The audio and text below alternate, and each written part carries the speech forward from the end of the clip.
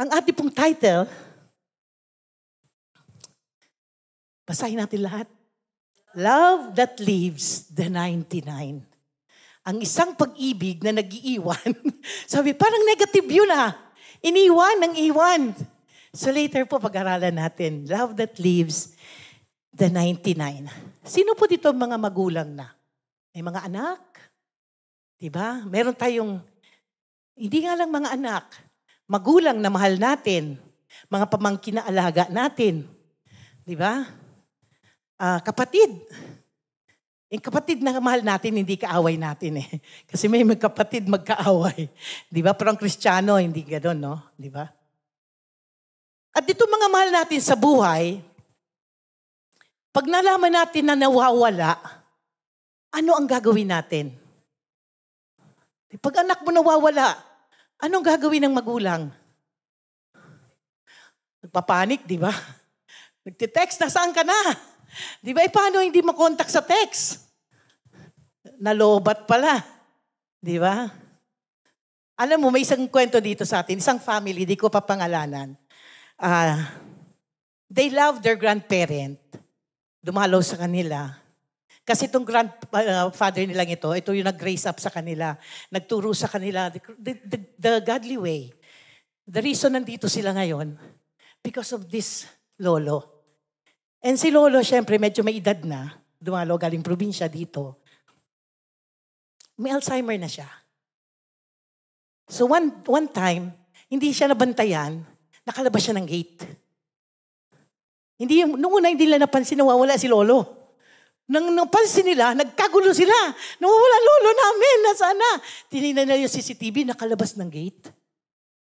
At nung nakalabas ng gate ito, alam mo kung unang ginawa nila? Siyempre, nagtawag ng pamilya. Nawawala si tatay. Alam niyo po, yung buong pamilya, they strategized looking for the grandfather. At ayaw nilang umuwi hanggang hindi nakita ang lolo. Walang uwi hanggang hindi nakikita si lolo. Ilang oras nilang hinahanap yung matanda. At nakita rin nila, natagpuan nila. Siyempre, pag hindi na natagpuan ngayon, mga nag-iiyakan na yan. Natagpuan nila si tatay. At nung natagpuan nila si tatay, grabe, sabi nila, isa sa natin kapatid, umiyak daw siya. Sa sobrang niya, yung saya niya na natagpuan yung tatay nila. Di ba yung panic? Di ba hindi mo alam kung anong gagawin mo? Pag nalaman mo nga may emergency sa pamilya mo yung feeling na hindi mo alam kung anong gagawin, yung ganun yun pag may nawawala na mahal ka sa buhay. The same way po ang kalagayan natin before God. We are all lost in sin. And God is looking for you and me. Hinahanap niya tayo. Kaya kung naramdaman niyo yung nawalan ng mahal sa buhay at tinahanap, yan po, isa sa pakiramdam, baka more than pa, pakaramdam ng ating amang nasa langit. Kaya ang key verse natin today is from Luke 19, verse 10. Basahin natin ang sabay-sabay. For the Son of Man came to seek and save those who are lost. God bless His holy word. And I pray right now that the Holy Spirit will open our spiritual eyes, that we will be able to receive His message today. That when we go home, we'll bring that light and message to our family, to our community. And will make us transform. In Jesus' name. Amen. Sabi ko nga po, that's the heart of the Father. Yan ang puso ng ating Ama. Walang mawala. Pero lahat nawawala. Di ba? All are lost Sabi, all have sinned, fall short of the glory of God. Wala talaga. At ang sabi nila, pag merong isang tao na, oh my God, kaya ganyan ang buhay niyan kasi masama siya Makasalanan siya, kaya pinabayaan na siya ng Diyos. Alam niyo po, hindi po totoo yun, mga kapatid. Because in Ezekiel, chapter 18, verse 23, ito ang sinabi ng ating Panginoon. Do you think that I like to see wicked people die? Sabi, says the sovereign Lord, of course not. Wow, naka-exclamatory. Ma-emphasize siya. Hindi. I want them to turn from their wicked ways and, basahin natin. I want them to turn from their wicked ways and live. Yun ang kalooban ng Ama. That we will live, mga kapatid. That no one die in sin. Kaya pwedeng sabihin, masama yan, pinabayaan ng Diyos yan. Hindi po. God loves everyone. Kahit sino ka, kahit ano ka.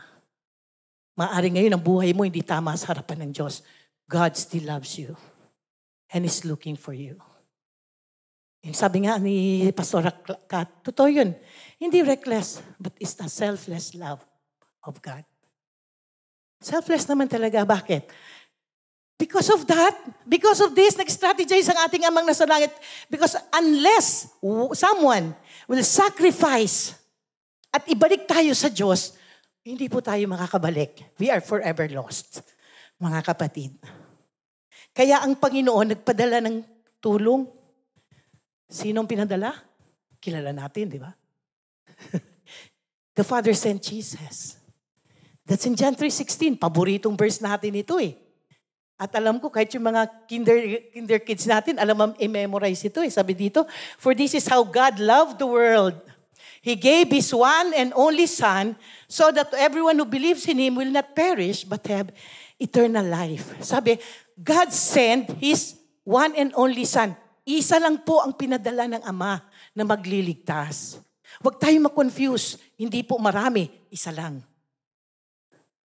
And it's only Jesus. Only Jesus was sent for our salvation. Kaya ang sabi ng Panginoon, sa John 8:24, medyo marami akong verse na ginagamit, no? Pwede nyo i-screenshot na lang yan. That is why I said that you will die in your sins, for unless you believe that I am who I claim to be, you will die in your sin. Kasi siya lang talaga yung pinadala. Maliban na maniwala kayo sa akin, kung ano ako at sino ako, you will all die in sin. So ibig sabihin, walang sino man. Wala tayong pwedeng gamitin o lapitan para magkaroon ng kaligtasan sa kasalanan. Only Jesus. Amen? Gusto ko yung Lord Jesus. Kasi minsan, sa dami ng naririnig natin, nakukonfuse din tayo kahit alam na natin ang katotohanan. Hindi okay lang yan. Pare-pareho lang. Diba yung salitang pare-pareho lang naman? Mamaya po pag-aralan natin yung pare-pareho lang naman. Binili ni Lord, unless, yung word na yan eh. Unless you believe that I am who I claim to be, you will die in sin. So do you know Jesus? Kilala ba natin ang Panginoon? Alam niyo mo ba kung how God revealed He Himself to you? Because Jesus revealed Himself to us. Sabi, Jesus paid the price. Binayaran niya ang kasalanan natin. Jesus died for all, pero hindi lahat naligtas. Bakit kaya? Because sabi niya, unless you believe, I am who I am. He died for the world. But unless you believe, sabi niya. Ibig sabihin, unless ibigay natin ang buhay natin kay Jesus at matatakan ka ng paid, sealed, that's the only time. Mas sinasabi mo talaga, well, I am saved. Bakit? You are already paid by the Lord. May tatak ka niya. But you have to come to the Lord. Hindi pwede. Kasi binigay na ng Lord ang dapat niyang ibigay sa atin. Ang kailangan naman natin, tayo ang lumapit sa Kanya. At hindi lang tayo mga kapatid, kailangan magkaroon tayo ng heart to really bring people to the Lord. Lalo na ang mga kaibigan natin, kapamilya natin, kaibigan natin. Alam niyo po, nung naborn again ako, kasi po devoted Catholic ang family namin. Pero may nag-share sa akin, a 16-year-old girl. Hindi ko siya makalimutan hanggang ngayon. Ang pangalan niya, Joy. Wow, si Joy. Si Joy. Sabi niya sa akin, alam niyo, kung di mo tatanggapin si Jesus ngayon, mamamatay ka sa kasalanan, pupunta ka sa impyerno. Na-offend ako. Grabe naman ito kung magsalita. Sabi ko, bakit? Bakit ikaw? Alam mo ba kung saan ka pupunta? Sabi niya, oo, pupunta akong langit. Alam mo, that statement, nagkaroon ng impact sa akin yun. Bakit alam ng taong ito kung saan siya pupunta ako? Hindi ko alam. Kasi lost ako. Siya, may Kristo na eh. But because of that statement na binigay niya, nakilala ko po ang Lord.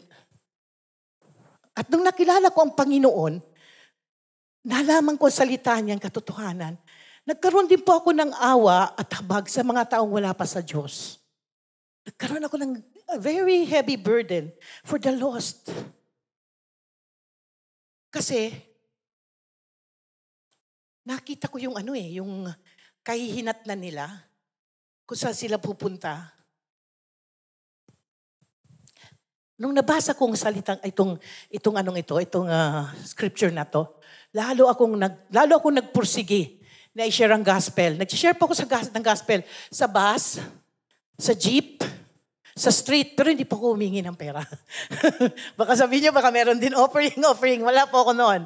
Nag-share po ako. Lahat ng katabi ko is an opportunity for me to share the gospel. Wala akong pinapalagpas. Magbata, magpatanda yan. Kahit nga kinder, pinapatulan ko. Kaya nga meron nga lumapit sa akin, Sima na. Sabi niya, Pastora, ikaw yung nag-share sa akin ng gospel, sa taas ako ng bayabas. Hindi ko na siya maalala. Kasi nung sinare ko ng gospel sa kanya, elementary lang siya. Di ba? Pero gano'n ang nangyari. Bakit nagkaroon ako ng gano'ng burden and heart for the lost? Dahil dito sa nabasa ko sa Mateo, actually, ginawa ko ng Tagalog para mabasa nating lahat, no? Maintindihan. Itong Mateo, Matthew 13, 41-42. Sabi, ako na anak ng tao ay magpapadala ng mga anghel at aalisin nila sa aking kaharian ang lahat ng gumagawa ng kasalanan at nagiging dahilan ng pagkakasala ng iba. Itong 42, dito ako nahabag, my Lord, ayoko na mapunta sila doon. Itatapon sila sa nagliliyab na apoy at doon iiyak sila at mangangalit ang kanilang mga ngipin. That is the destiny and the place of the people na wala sa Panginoong Jesus. Nakakahabag ba sila? Nakakaawa ba yung kapitbahay natin na hindi pa nakakakilala sa Panginoon? Yung pamilya natin na hindi pa kilala si Jesus? May pamilya pa ba tayo na hindi nakakilala sa Lord? Every person na ma-encounter natin is opportunity to share the gospel.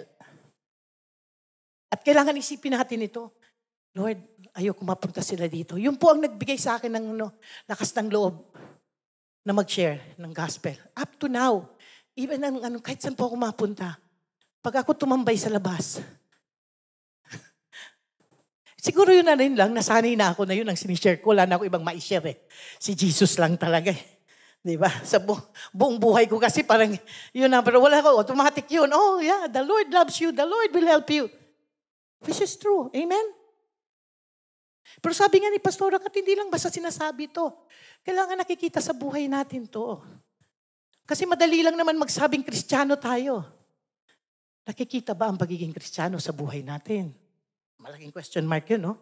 Kaya minsan, sabi nga may isang may nag-share sa kanya, Christian, pero hindi siya naniwala kasi iba yung sinasabi sa nakikita niya. Na imbis na dala sa Lord, lalo na natisod yung sinishare. Kasi nag-share ng word pero hindi makita sa buhay niya. Anyway, that is not the destiny that God wants us to be. Ayaw ng Diyos na dyan mapunta ang tao. Alam mo, the selfless love of God. Hinahanap niya. He don't rejoice in the death of the wicked. He wants them to live. Alam niyo ba na God is waiting and looking. Patuloy na naghahanap sa atin. In Luke 15 verse 7, sabi dito, in the same way, there is more joy in heaven over the lost sinner who repents and returns to God than over 99 others who are righteous and haven't strayed away. Actually, dito ko kinuha po yung ating verse. Sabi, the same way, there is more joy in heaven for one lost sinner. Isa lang na nagbalik loob sa Diyos. Ang sabi, ang buong kalangitan ay nagdiriwang. Mga kapatid, hindi natin kailangan ng marami. Isa lang. That we can share the gospel and bring him or her to the Lord. There will be rejoicing in heaven. Because for that one person, Jesus died. When Jesus was hanging on the cross, He was thinking of you. He was thinking of me. Naisip niya, si Glenn, makakasama ko. Di ba? Naisip ng Panginoon yon. Ikaw ang iniisip niya at ako. Amen. So you have to take it personal. Kaya nga salvation is personal eh. Unless you're stamped by paid, you have to come personally. Jesus died for you. Hindi ito dyan namatay. Born again naman yung nanay ko. So, okay na yun kahit hindi ako ma-born again. Alam mo ito I tell you. Minsan mali ito or I don't know, paano ang family of Christians, na ang mga magulang born again, nagkaroon ng anak. Alam niyo ba yung mga anak nyo needs to receive the Lord? Hindi ko mo born again na sila. They will have to make a decision on their own. That they want Jesus. Everybody needs Jesus. Individual po. Ang personal po ang relasyon natin. Personal ang kaligtasan natin sa Panginoon. Kaya nga there is an urgency to share the gospel. Kasi there are so many lost people. Nakita nyo? Minsan nakakasalubong nyo yan eh. Huwag tayo magkaroon ng I don't care attitude, mga kapatid. The same love that we receive from God, let's have that love for them. Sabi, wag na natin ipabukas. Bukas ko na lang i-share si Jesus. Kasi nai-intimidate ako, ang dami nila. Diba? Bukas na lang. Alam mo, may ako dito, may personal experience 2 weeks ago, doon sa community namin. Kasi we're pulling out, naglipat kami. So we have to pay, parang sa homeowners, kailangan kami magbayad. So nandun ako sa homeowners to clear para makapull out kami. May dumating na magbabayad. Yung treasurer, paalis. So sabi ng treasurer, mamaya na lang pagbalik ko, kunin ko yung payment. Malis si treasurer, pero a few hours, bumalik siya. Kasi kami, tagal din na clear eh. Kasi nga, sa kanya yung clearance din galing, may lakad siya. Pagbalik niya, kukunin niya na yung payment, wala na yung tao. Patay na. Na-stroke. Diba, ano bang ibig sabihin nito? Life is so short. So every opportunity that we have to share the gospel, let's share the gospel. Mga kapatid, huwag natin withhold ito. The people needs the Lord. We need Jesus. And kailangan natin makita ito dito sa neighborhood natin. Ilang kaya dito ang na-share na natin? Nung local mission lang. Diba? But we have opportunity. Amen? So, huwag natin yung opportunity. And dito nga, sabi ng Panginoon, ng Ama, kailangan silang maghingi ng tawad at magbalik sa akin so that they will live. At nagiging posible lang ito through Jesus Christ. Sa pamamagitan ni Kristo, mga kapatid. No one, walang ipinadala ang Diyos na pwedeng tumulong sa atin para makapagbalik loob sa Kanya, kundi ang Panginoong Hesus lamang. And this is how Jesus reveals Himself to the people, to the lost souls. John 14:6. Sabi dito, kahit wala siya dyan, alam ito di. I am the way. Jesus told him, I am the way, the truth, and the life. No one can come to the Father but by me. Ang sabi dito, ako lang. Ang number 1 is way. Si Jesus lang ang daan. Walang ibang daan. Unless we follow His lead, we will always be lost. Sabi nga ng iba, pare-pareho lang yan. Diyos naman yan eh. So, ano lang yan? It's just the same. Brothers and sisters, friends, that's a lie. It's not the same. In Acts 4:11-12, ang sabi dito, for Jesus is the one referred to in the scripture where it says, the stone that you builders rejected has now become the cornerstone. There is salvation in no one else. God has given no other name under heaven by which we must be saved. Walang ibang ibinigay ang Diyos. Si Jesus lang. Kaya hindi pwede lahat ay pare-pareho. Pare-parehong pupuntan. Example ng terminal ng bus. Diba? Ang terminal ng bus, maraming bus. Pero hindi lahat ng bus, iisang destinasyon yan. Katulad kami, suki kami ng P2P, Star Mall to Star Mall. Wow, parang inano na to. P2P kami. Kasi si P2P, doon na mismo ang baba mo. Ngayon, pag walang bus doon sa terminal, maghihintay kami ng P2P. Kasi yun yung bus na magdadala sa amin dito. At pag nakasakay na kami sa bus na yan, relax na ako. Ako po, maganda kasi yung bus. Malamig, komportable. Mag-relax na ako niyan habang naghihintay or in motion yung bus. Minsan natutulog pa ako. Hindi ako nag-aalala na lalagpas ako. Hindi ako nag-aalala na hindi ako makakarating sa pupuntahan ko. Dahil yun yung bus na sinakyan ko eh. Yung destination noon, doon sa pupuntahan ko. The same way, if we want heaven, we need Jesus. We need to onboard our life to Jesus. Kasi minsan lang, kilala ko ng Lord, pero you're following different ways.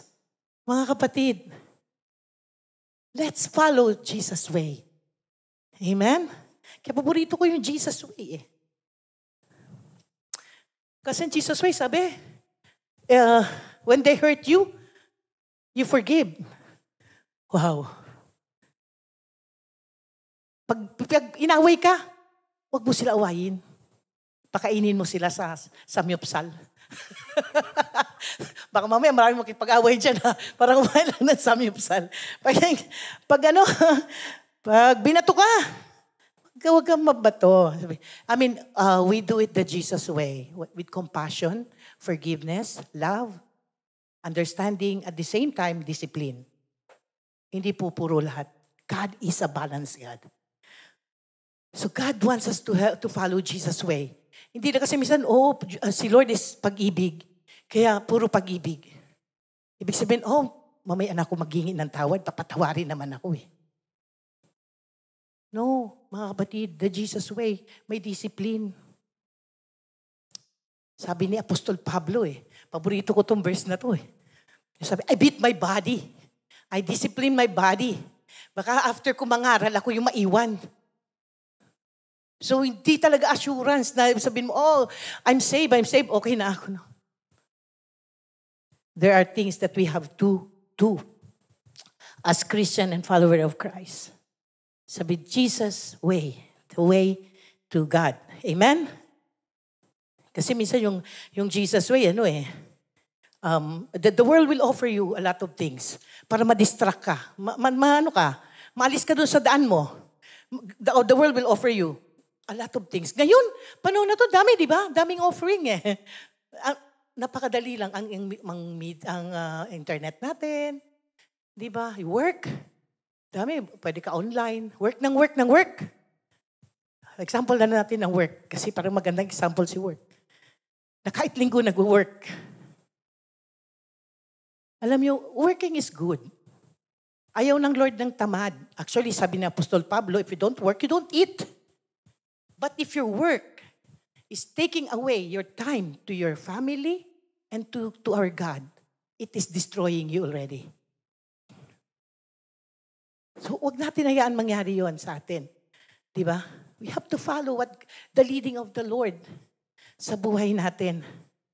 Alalahanin mo, yung iba, kaya sila trabaho ng trabaho, dahil sabi nila, magsisave ako para pagtanda ko, may naipon ako, may mababayaran ako mag-aalaga sa akin. Or trabaho siya ng trabaho kasi gusto kong nabibili lahat ang gusto ko. Ano naman ang Lord eh? God is not against na maginhawa ang buhay natin, mga kapatid. Baka sabihin nyo, kailangan maging mahirap ako. No. It's God's desire that you prosper. Ang sabi nga ni Apostol Pablo, di ba? Kailangan, pero hindi tayo prosperity, teaching. Baka kalooban ng Lord na magginhawaan tayo because when you are faithful in giving, God is going to bless you. Sabi nga, you're going to have overflowing. Kakaroon ka more than enough. Pero ang ginasabi ng Panginoon dito, gawin nating tama. As we walk with Jesus, Jesus is guiding us teaching us. Kaya nga, He's the only way. Other ways, you will be lost again. Amen? Naisip ko tuloy. Sabi niya, you work and work para to earn. Alam niyo ba, sabi ng Biblia, pag namatay ka, wala ka naman dala. So, inubos mo yung time mo to work. You don't have time to God. And then, all of a sudden, require ng Lord yung buhay mo. Quality of life is okay. Like, gusto mong maganda ka habang nandito ka. Nagsusupplement ka dahil may pambili ka. Mahal kasi yung supplement di ba? Nag-aayos ka. Then, it's okay. Pero yung quantity of life, hindi natin pwedeng bayaran yun, mga kapatid. Sa kamay ng Diyos yun. So, hindi pwede sabihin, kailangan ako mag-supplement ng 1 gram araw-araw para humaba ang buhay ko. Hindi po doon. It's still the Lord ang nag-decide ng buhay natin. Kaya nga, while we are here on earth, let's have, sabi nga, maging malinaw ang ating kaisipan. Sino ba ang sinusundan natin? Ang sabi ni Jesus, ako lang yung daan. So pag may ibang daan na tinuturo, oops, teka muna. Mali yan. Jesus is the only way to eternity. And number 2, sabi niya, I am the only truth. Other than Him is a deception or a lie. Siya lang ang truth So what is the truth about Jesus? Jesus is both God and man. Hindi natin ito pwedeng i-bend. Na tao lang. Si Jesus po ay tao, ay Diyos. At tao. Sabi sa 1 Timothy, chapter 2, verse 5, for there is one God and one mediator who can reconcile God and humanity, the man Christ Jesus. Isa lang ang mediator. And in Philippians, sabi he was God. He did not think of equality with God as something to cling to. Instead, this is Philippians 2:6. Instead, He gave up His divine privileges. He took the humble position of a slave and was born as a human being when He appeared in human form. Ibig sabihin, isa siyang Diyos at isa siyang tao. Amen. Nung nandito po tayo sa local mission, may isa tayong guest na na-encounter. Yun yung naging problema niya. Sabi niya dito, yung isang leader dito, kaupo sa table niya, tapos nakita ko parang titignan niya ako. So lumapit ako sa table nila, umupo din ako, tapos lumapit din si Pastora Kat. So pareho kami umupo sa table. Ito ang sabi niya, nalilito na ako, sabi niya. Kasi tinuturo sa amin na si Jesus ay tao lang. Pero may nagtuturo naman na si Jesus ay Diyos. Ano ba talaga? Sabi niya, di ba? Ano ba talaga? Sabi niya, na-confuse na siya. Si Jesus ba tao o Diyos? Si Jesus ba ay propeta? Si Jesus ba small God? Hindi siya almighty, mighty God? Kasi may mga ganyan na teaching right now. But the Bible says Jesus is God. So tinanong ko siya, anong gusto mong marinig? Yung truth? Sabi niya, oo, kasi na-confuse na ako. Okay, sabi ko, si Pastora Kat. I-explain sa'yo. Kaya iniwan ko siya kay Pastora Kat. Bakit? Well, there's a lot of people who are confused right now. Kaya sabi ng Panginoon, ako lang yung katotohanan. Kung gusto niyo ng katotohanan, sa akin kayo pumunta para makalaya kayo. Because knowing the truth, it will set you free. Kaya minsan, Kristiyano na tayo, we're still in bondage, kasi hindi natin na-apply yung truth sa buhay natin. We are easily deceived by the enemy. Alam niyo, by the word of God, sabi ng isang preacher, pag ito nasa mind lang natin, it can easily be still. Kaya itong nakawin. You can memorize many scriptures. Pero kung yan ay nasa isip mo lang, at hindi mo linagay sa puso mo, it can be taken away from you. It's just an information. If we want the Word of God to transform us, we need it to put in our inner man na walang pwedeng magnakaw that can transform us. Amen? And the truth of the Word of God, we have to cherish it. Kailangan alam natin ang katotohanan. Kasi pag alam natin ang katotohanan, hindi tayo easily swayed, hindi tayo easily deceived by the enemy. Like may sakit. Bigay ba ni Lord itong sakit? Ano ba sinabi ng Biblia? Si Lord ba nagbibigay ng sakit? Di ba? Kasi minsan, alam mo, bigay parusa ito ng Diyos sa akin. Ha? Namatay si Jesus para sa'yo. To redeem you, He bore. Sabi nga, in the cross, yung sickness mo. 39 stripes for you to be healed. Tapos sasabihin mo, bigay ng Lord ang sakit sa'yo. Diba? Yung kahirapan. Hindi, ako kailangan ako maging mahirap para maging banal ako. Hallelujah, Lord. Open their eyes. Diba? So mga maling katuruan na natatanggap natin. We need the truth. At sabi ni Jesus, I am the only truth. Aside from me, there's no other truth. Amen? So if you want to know the truth, open the Bible. Read the truth. Pray to the Holy Spirit to open your spiritual eyes. Makita nyo, ito ang sinasabi ng Biblia. Ako ay pinatawad sa aking kasalanan. Si Jesus ang nagpapagaling ng aking karamdaman. Ako ay pinalaya sa sumpa ng kahirapan. Hindi ako dapat nananatili sa kahirapan. Sa Encounter God, di ba? We do that. Deliverance. Pag nakita mo, ano ba yung, hindi ko naman kung anong part yun ng session natin. We have that If you have been poor and very poor, matanda ka na, poor ka pa rin, something is wrong. Kung hindi ito natural, spiritual. So we deal with the spiritual in the Encounter God. Amen. Sa natural naman, baka tamad ka talaga. Di ba? Lahat ng opportunity, pinalagpas mo. Tapos sabihan mo si Lord kasi di ba yun? Si Lord, wala kasi akong opportunity. Hindi kasi ako nakapagtapos ng pag-aaral. Bakit di ka nakatapos? Kasi mas maganda nagbubulakbol. Mas maganda sa mall kaysa sa school. Naalala ko tuloy yung apo ko. Pag nai-stress siya sa school, I hate school. Sabi niya gano'n. So, minsan yun ang reason.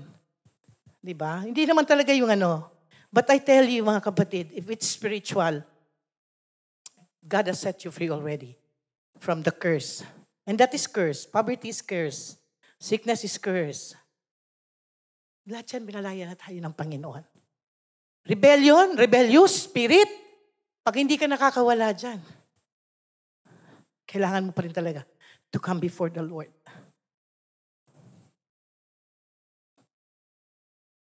Kasi nga sa world, multiple choice Multiple choice na tayo ngayon Para lang yung truth matakpan, iba-ibang i-offer sa'yo. Hindi, ito yung totoo talaga na ako talagang pinadala para nasa aking kaharian ka.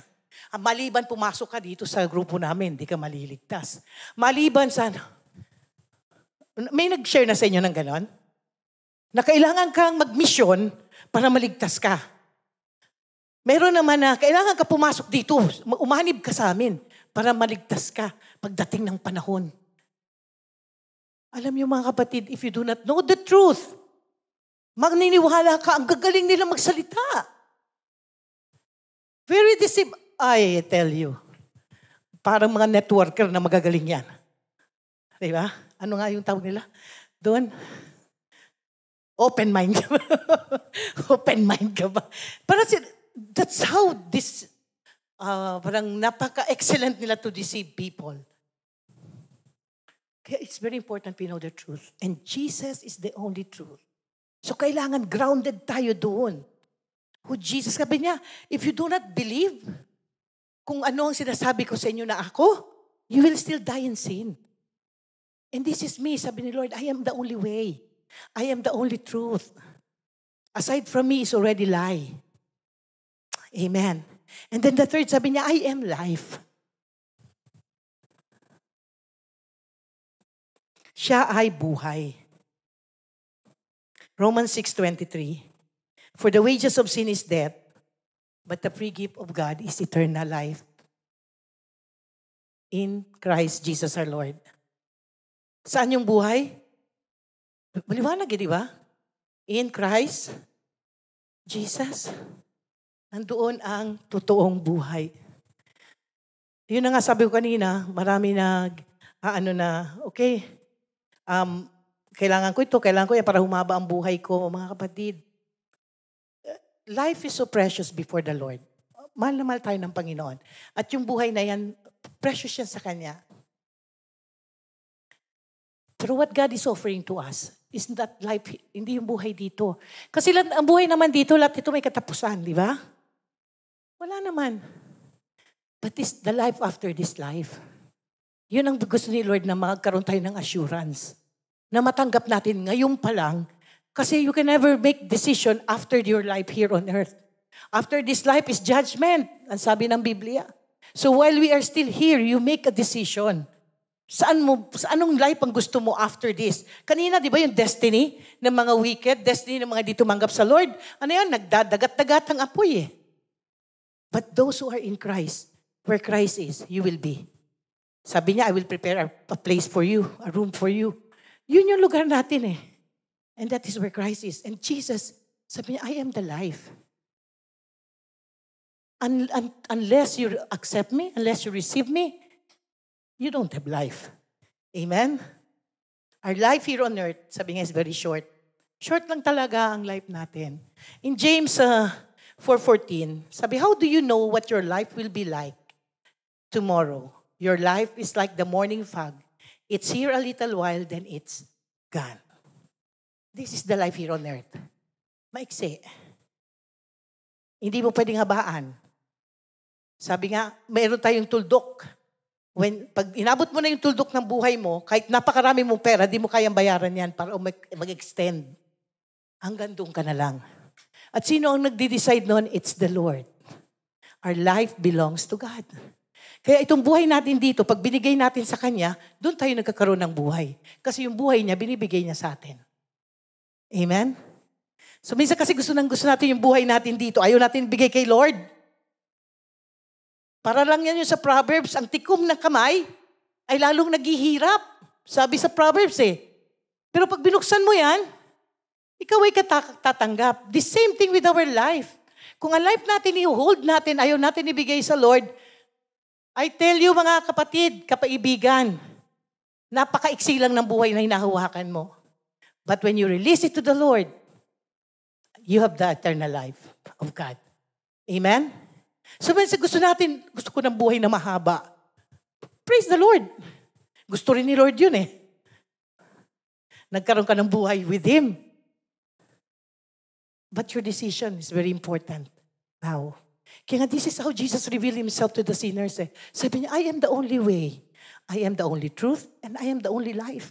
Apart from me, wala na. They are all lies. And you are precious in the eyes of God. Alam mo, you are precious. Sabihin mo sa katabi mo, precious.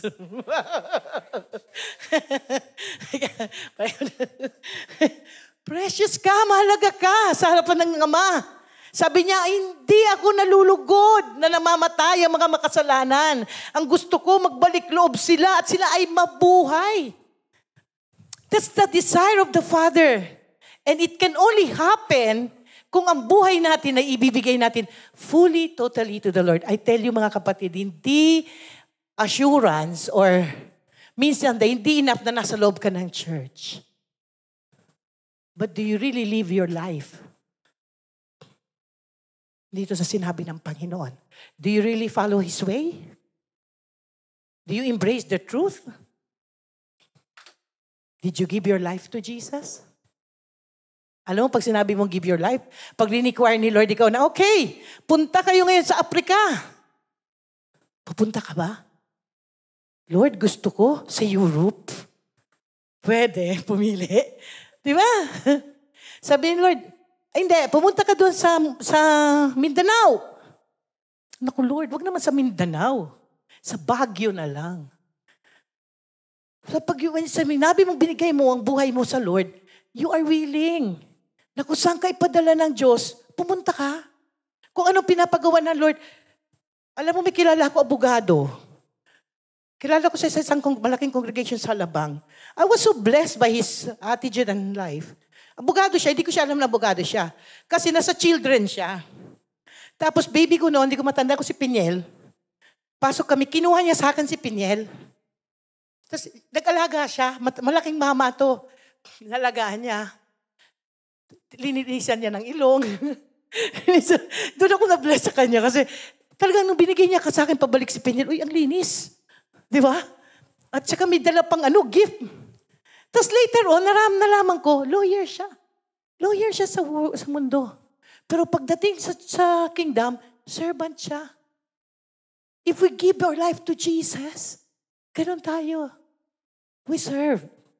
Kahit anong posisyon mo sa mundo, kahit sino ka, kahit ano pang tinapos mo, mga kapatid, pagdating sa loob ng kaharian ng Diyos, servant tayo. At wala tayong pwedeng ipagmalaki. Kaya yung pwedeng binigay ko na naman ang buhay ko kay Jesus eh. Oh, okay, may prayer meeting. Lord, kasi ano ang aga naman ng prayer meeting? Antok na antok pa ako niyan. Did you really give your life to Jesus? Kasi pag sinabi mo, hindi sa'yo yan. Kung ano sinabi ng amo mo, susundin mo kahit antok na antok ka. Diba? Naalala ko yung live group namin nung Friday. May isang antok na antok talaga. Pero wala siya magawa, nandun siya sa live group. Sabi niya, Pastora, sorry, antok na antok talaga ako. Pero nandun siya sa live group namin. Diba? Umattend siya, kailangan niya sumunod. So, sabi, natatawa ako kasi, sabi ko, sige, okay lang, basta makinig ka lang. So, alam niyo, kung ang buhay mo binigay mong totoo sa Diyos, hindi ka dapat nagre-reklamo kung saan ka pinapadala at pinapagawa ng Lord sa atin. We should serve God joyfully. That is one of the meaning that you have given your life to Jesus. Do not withhold. Sabi nga ni Pastora Kat, you give everything. Kahit yung finances natin, give to God. Huwag kayo matakot mawalan. Kasi wala pa akong nakitang nagbigay sa Diyos na nawalan at nagkulang. Mula sa Genesis hanggang sa Revelation, wala pa akong nakita. At hanggang sa atin ngayon, mga kapatid, I've been serving God ng matagal na. At lahat yan nakita ko, na-witness ko na how God transformed lives because they give their life to Jesus. Mula sa mga walang-wala, nung binigay ang buhay nila sa Lord, God transformed them. Bakit? They truly give their life to Jesus. Hindi sila nagreklamo. Hindi sila nagko-complain. Minsan nga yung pera nila, yun na lang. Pero since na-challenge, ibibigay pa nila. Hallelujah. Pero alam niyo ba, pag binigay nila yun, mas malaki yung balik noon? God never lies. Kaya sabi ni Lord, I am. I am. So kung ako talaga ang nasa sa inyo, itong mga bagay na to, dapat magagawa natin. Amen. Sabi nga ni Pastora Kat, Jesus, actually nakasulat din niya sa akin, Jesus is the selfless man who ever lived here on earth. Selfless talaga siya. Pumunta siya rito for us. So, para hanapin tayo mga nawala. He died to save us, for us. Wala para sa Kanya. But how do we respond to the call of God? We may be in the church, we may be part of the group, pero how is your relationship with Jesus? Is Jesus truly the one that holds your life? Siya ba talaga ang may hawak ng buhay mo? O hawak mo pa rin ang buhay mo? Sabi sa 1 Timothy 2:6, He gave His life to purchase freedom for everyone.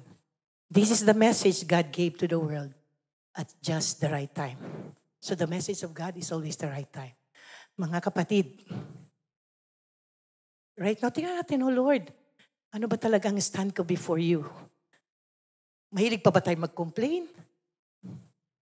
Alam mo, I would like to challenge the church. Lahat ng pinapagawa ng Lord sa atin dito, kung totoong binigay natin ang buhay natin sa Diyos, sundan natin. Mga kapatid, ang pananalangin ay isa sa bahagi that God requires us.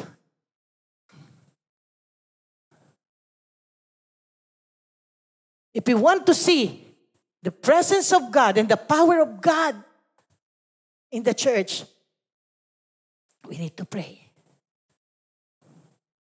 We need to pray. Alam mo yung mga churches na nakita ko that they really prosper, ang prayer nila is dawn watch. 5:00 ng umaga. Nag-meet sila every Saturday. They prayed. From small churches. Ngayon malalaki na sila. Why? Because they gave their best time to the Lord. So gusto ko i-challenge ang lahat sa even sa South, sa Metro South. We do it. nung talaga, kaya lang nakakatuwa after ng Don't Watch, talaga, celebration ng eating. Kasi parang mga nagutom sa pananalangin eh. Grabe. Pero it's still fellowship. Diba? So yun, i-encourage kong bawat isa sa atin. Let's be part of what God is telling us to do. Most especially dito po sa ating iglesia. Because I believe God is going to do great things. He's going to do great things. We are growing. We need the presence of God in our midst.